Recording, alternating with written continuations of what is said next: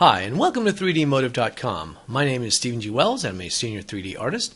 In this series, we're going to take a look at creating a famous creature created by H.P. Lovecraft called Cthulhu.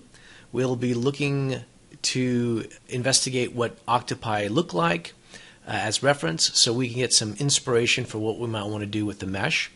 We're then going to start with a Dynamesh, and we'll go over some of the basics for Dynameshing, and then we're going to start adding in pieces, rotating pieces around, creating quick temporary tentacles so we have an idea of what we might want to look for.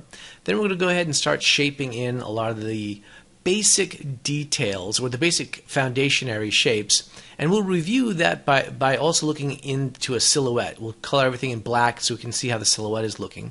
We're not going to get super high res because, again, we're just laying down the foundational shapes, but we are looking to, of course, get this to look really good for when we go for the high-res details. We'll then create a quick torso out of a Dynamesh, and then we're going to add a brand new mesh in for just tentacles that we'll use as the base for all the tentacles for the creatures. Should be a lot of fun, and let's go ahead and get started.